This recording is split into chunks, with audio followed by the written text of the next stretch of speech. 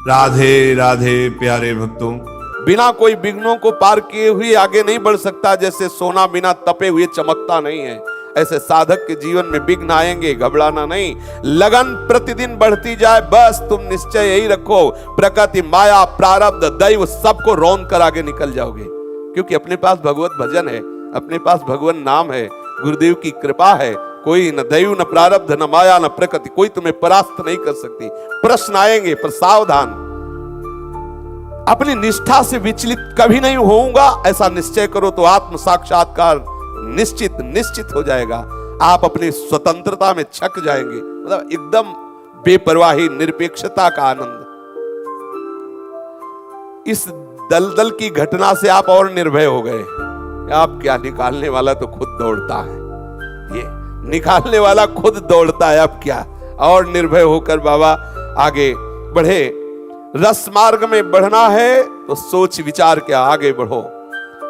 स्थूल दलदल नहीं फंसा सका तो फिर सूक्ष्म दलदल क्या फंसा पाएगा चित्त का। बड़ा आनंद में अंगुली पकड़ ली तो पहुंचा पकड़ ही लेगा, अब काहे को छोड़ेगा। जब अंगुली पकड़ ली है तो पहुंचा पकड़ लेगा, जब उसने बाह पकड़ ली तो कौन गिरा सकता है। पूर्ण दृढ़ विश्वास रखो, और अगर सावधान नहीं रहे तो उल्टे अधिक उलझाई वाली बात आ जाएगी। जितना भी सुलझाने, वो गोस्वामी जी ने एक पद में लिखा है कि राम राम राम जी जौलो तू न जपी है, तौलो तू कहूं जाए तिहु ताप, छूटिबे के जतन विशेष बांधे जाएगो है, होए है विष भोजन जो सुधा सानि खायो, ये छूटिबे के जतन विशेष बांधे जाएगो। जैसे जैसे क्षमता का अभ्यास होने लगता है वैसे वैसे मन स्थिर होता है। यथा यथा क्षमाभ्यासात् मनसा स्थिरता भवेत्, मनोवाक्काय दृष्टीनाम स्थिरता चित तथा तथा। जैसे जैसे भाव आत्मस्वरूप का सब जगह एक ही प्रभु है, वैसे वैसे मन, वाणी, शरीर सब स्थिर शांत होने लगता है। प्रभु के सिवा और कुछ है, इसी में चंचलता है, और सब प्रभु है, इसी में परम शांति। मन शांत हो जाता है, स्थिति एकदम आनंदमयी हो जाती है। हमें प्रतिपल आगे बढ़ना है। कहीं हमारे अंदर जो भी अनुभूति आ रही उसमें कहीं विश्राम नहीं मान लेना। प्राणों को संयम में किए बिना कोई निद्रा विजयी नहीं हो सकता, कोई तंद्रा विजयी नहीं हो सकता, कोई आलस्य विजयी नहीं हो सकता। योग पर आरूढ़ होने के लिए, निरंतर भजन करने के लिए, भगवत प्राप्ति के लिए प्राणों का सूक्ष्म होना आवश्यक है। त्रिगुणातीत होने के लिए प्राणों का सूक्ष्म होना आवश्यक है। देखो, इतना समझ लो, भगवत प्राप्ति आपके ऊपर है। आपकी विकलता ही आपको भगवत प्राप्ति कराएगी। यदि आप साधन में प्रमाद करेंगे तो बात नहीं बनेगी। स्वामी जी महाराज कहते थे, आहार बहुत अल्प साधक का होना चाहिए।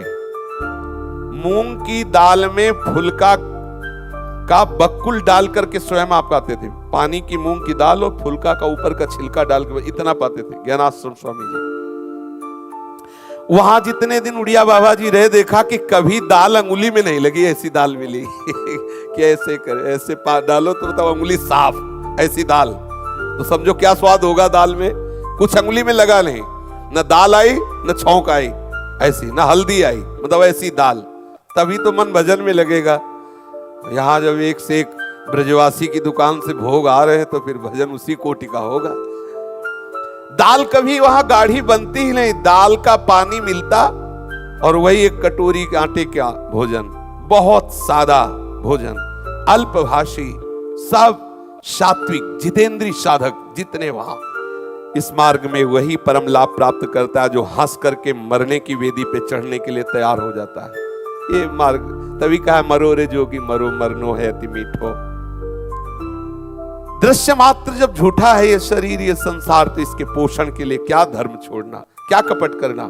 गुरु ने आदेश किया, इतने आटे पाना है हम, और 2 रोटी मांग के क्या है ये सब, क्यों।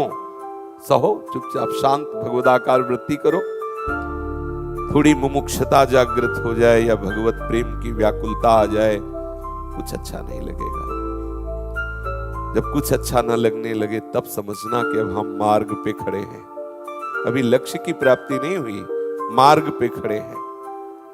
केवल भगवत प्राप्ति की लगन लग जाए तो ब्रह्मादिक के भोग सब विष समलागता है।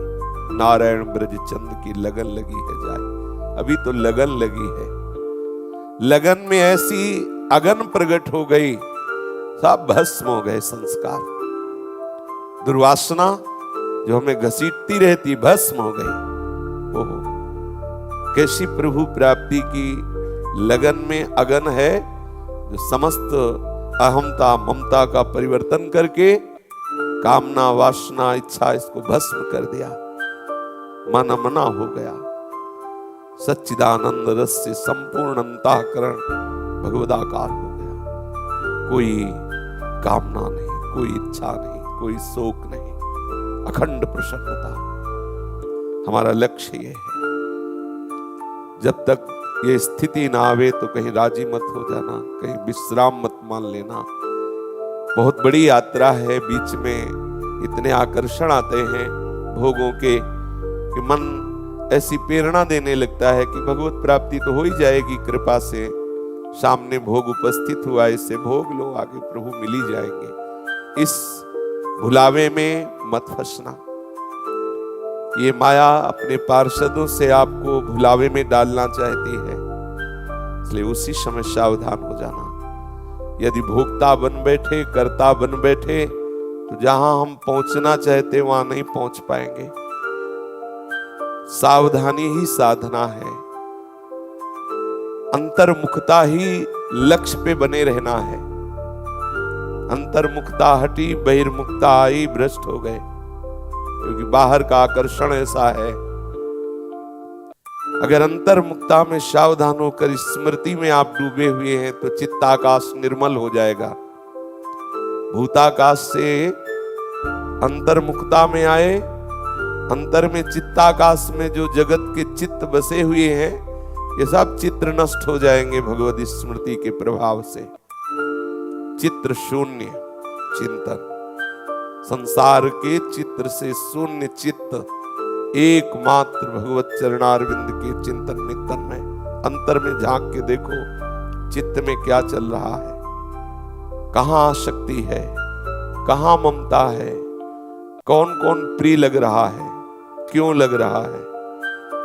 सावधानी पूर्वक अंतर निरीक्षण करो, अंतर की दुर्वासनाओं का त्याग करके एकमात्र भगवत प्रेम में डूबने के लिए विकल हो जाओ। पूज्य संत श्री भाई जी हनुमान प्रसाद पोद्दार जी महाराज, यदि आपकी अंतर्मुखता में भगवत स्मृति चल रही है तो किसी बाहरी सहयोग की जरूरत नहीं पड़ेगी। बहुत सुंदर अनुभवजन्य ये वचन है। जो नित्य भगवत स्मृति में, मधुर मधुर प्रिया प्रीतम की स्मृति में अपने चित्त को लगाए हुए है, तो रहता सदा आनंदरत, आनंद में खुद ही बना। ध्यान दीजिए, जो भगवत स्मृति परायण है, बड़ी महिमा है। यस्य स्मरण मात्रेण जन्म संसार बंधनात् विमुच्यते नमस्तस्मै विष्णवे प्रभु विष्णवे। हरि स्मृति सर्व विपद विमोक्षणम। आहा, मधुर मधुर स्मृति, कितनी रसमयी बात है, विश्राम की बात है, पूर्णता की बात है। संपूर्ण गीता श्रवण का फल है स्मृति। मोह का नाश हुआ, भगवत स्मृति जागृत हुई, स्वरूप स्मृति जागृत हो गई। नष्टो मोहा स्मृति लब्धा तत्प्रसादान्मयाच्युता। स्मृति देखो, स्मृति है या विस्मृति के गर्त में, आप देखो, सावधान रहो। एक क्षण के लिए भी भगवत विस्मृति ना होने पावे, आप खुद आनंद में डूब जाएंगे। दैहिक दैविक भौतिक कोई भी ताप, कोई भी सांसारिक दुख ज्वाला आपका स्पर्श नहीं कर सकती, क्योंकि आपके हृदय में भगवत स्मृति चल रही। शांत शीतलता, कोई भी संताप आपकी शीतलता को भंग नहीं कर सकता। प्रसन्नात्मा न सोचती न कांक्षति। सदैव भगवत स्मृति चल रही, कोई भी विषमता आपका स्पर्श नहीं कर सकती। जिसके हृदय में सदैव भगवत स्मृति अखंड चलती रहती है, उसकी अशांति की कहीं कोई भी वृत्ति नहीं बचती। जिसके हृदय में अखंड भगवत स्मृति है, संसार के तापों से झुलसा हुआ प्राणी जो उसके समीप आता है, कोई भी हो, बिना प्रयास के उसका हृदय शीतल होने लगता है। उनके संग के प्रभाव से शरीर संसार के राग का नाश होने लगता है।